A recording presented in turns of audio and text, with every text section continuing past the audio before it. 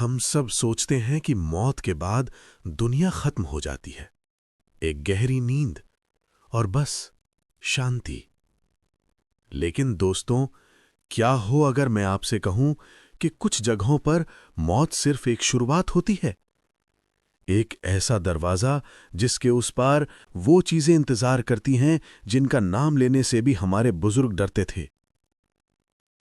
आज की कहानी एक ऐसी ही जगह की है, एक शहर का पुराना मुर्दा घर, जहां मुर्दों को रखा जाता है ताकि उन्हें जलाया या दफनाया जा सके। लेकिन उस रात उस मुर्दा घर में जो हुआ, उसने साबित कर दिया कि कभी-कभी जो मर चुका है उसे मरा हुआ ही रहना चाहिए। अगर आप अकेले हैं तो रोशनी जला लीजिए, क्योंकि अगले 6 मिनट आपकी रूह कंपा देंगे। नमस्कार दोस्तों, मैं हूं समीर। कहानी है रमेश की। रमेश एक सीधा साधा आदमी जिसे पैसों की सख्त जरूरत थी। उसकी नई नई नौकरी लगी थी शहर के पुराने सरकारी अस्पताल में बतौर नाइट वॉचमैन। उसकी ड्यूटी सबसे मुश्किल जगह लगाई गई थी, अस्पताल के बेसमेंट में बना मुर्दा घर। वो नवंबर की एक सर्द रात थी। अस्पताल का वो हिस्सा हमेशा सुनसान रहता था। हवा में फिनाइल और एक अजीब सी सड़न की बदबू हमेशा घुली रहती थी। रमेश अपनी कुर्सी पर बैठा था। उसकी नजर सामने लोहे के उन बड़े बड़े फ्रीजर्स पर थी जिनके अंदर लाशें रखी थीं। सब कुछ शांत था, बहुत ज्यादा शांत। रात के करीब 2 बज रहे होंगे जब अस्पताल की एम्बुलेंस एक लावारिस लाश लेकर आई। पुलिस वालों ने बताया कि ये लाश उन्हें जंगल के पास मिली थी। चेहरा बुरी तरह कुचला हुआ था और शरीर पर अजीब से निशान थे, जैसे किसी जानवर ने खरोचा हो। रमेश ने उस लाश को स्ट्रेचर पर डाला और उसे कोल्ड रूम के अंदर ले गया। उसने जैसे ही उस लाश को फ्रीजर नंबर 3 में डाला, उसे लगा कि लाश की उंगलियां हल्की सी हिलीं। रमेश का गला सूख गया। उसने अपनी आंखों को मला। नहीं, वहम होगा, उसने खुद को समझाया। वो जल्दी से कोल्ड रूम से बाहर आ गया और भारी लोहे का दरवाजा बंद कर दिया। वो वापस अपनी कुर्सी पर आकर बैठा ही था कि तभी अस्पताल की लाइटें झपझपाने लगीं। बेसमेंट में लगे पुराने बल्ब जलने बुझने लगे और फिर एक आवाज आई, जैसे कोई लोहे पर नाखून रगड़ रहा हो। आवाज कोल्ड रूम के अंदर से आ रही थी। रमेश की सांसें अटक गईं। वो जानता था कि अंदर कोई जिंदा इंसान नहीं है, सिर्फ वो लाशें हैं।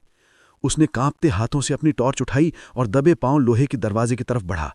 वो आवाज तेज होती जा रही थी और अब उसके साथ एक और आवाज जुड़ गई थी, एक धीमी गुर्राहट भरी सांस लेने की आवाज, जैसे कोई जानवर शिकार के लिए तैयार हो रहा हो। रमेश ने उस दरवाजे के छोटे से कांच से अंदर झांका। जो उसने देखा, उसने उसके पैरों तले जमीन खिसका दी। अंदर फ्रीजर नंबर 3 का दरवाजा खुला हुआ था और वो लाश जिसका चेहरा कुचला हुआ था, वो स्ट्रेचर पर बैठी थी। उसके ऊपर का सफेद कपड़ा नीचे गिर चुका था और उस लाश का सिर धीरे धीरे रमेश की तरफ मुड़ रहा था। रमेश चीखना चाहता था, लेकिन आवाज गले में ही फंस गई। वो उल्टे पैर पीछे भागा। उसे लगा कि वो लाश अब बाहर निकलेगी और उसे मार डालेगी। लेकिन तभी कहानी में एक ऐसा मोड़ आया जिसने रमेश की समझ को पूरी तरह पलट के रख दिया। जैसे ही वो कॉरिडोर में भागा, वो किसी से टकराया। रमेश गिर पड़ा। उसने ऊपर देखा, सामने अस्पताल का पुराना कंपाउंडर हरिया काका खड़ा था। हरिया काका की उम्र 70 के पार थी और उनकी आंखों में एक अजीब सा खौफ था। काका, अंदर अंदर वो लाश जिंदा है। रमेश हकलाया। हरिया काका ने रमेश का हाथ इतनी जोर से पकड़ा कि उसकी कलाई दुखने लगी। उन्होंने कहा, मूर्ख, वो लाश नहीं है, वो एक जरिया है। रमेश को कुछ समझ नहीं आया।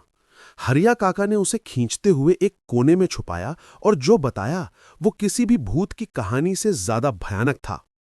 उन्होंने कहा, रमेश, ये अस्पताल एक पुराने शमशान पर बना है। सालों पहले यहां एक तांत्रिक को जिंदा जलाया गया था।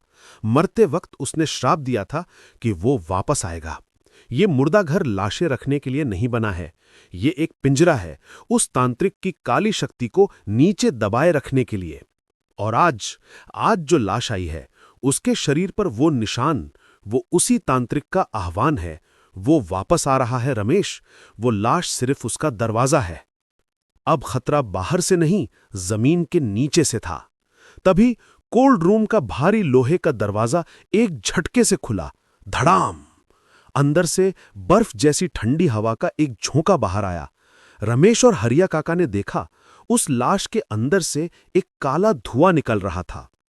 वो धुआं एक इंसान की शक्ल ले रहा था, जिसकी आंखें अंगारों की तरह लाल थीं।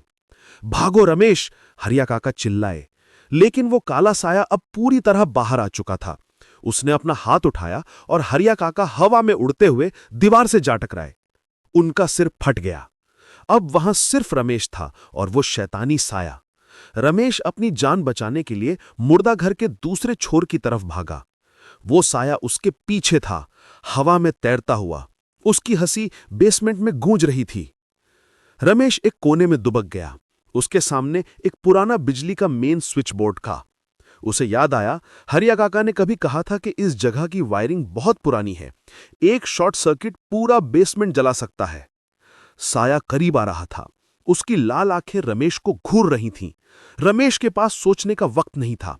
उसने पास पड़ी एक लोहे की रॉड उठाई और पूरी ताकत से मेन स्विच बोर्ड पर दे मारी। एक जबरदस्त धमाका हुआ, चिंगारियां उड़ी और पूरा बेसमेंट अंधेरे में डूब गया। लेकिन उस धमाके की रोशनी में रमेश ने देखा कि वो काला साया चीखते हुए वापस उसी लाश के अंदर खिंचा चला गया, जैसे किसी वैक्यूम ने उसे खींच लिया हो। उसके बाद सिर्फ सन्नाटा था और जलते हुए तारों की बदबू। रमेश पूरी रात वहीं उस अंधेरे कोने में बैठा रहा, कांपता रहा।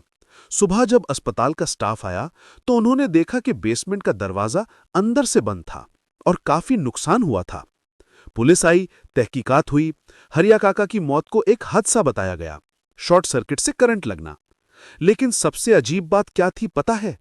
फ्रीजर नंबर 3 में रखी वो लाश गायब थी।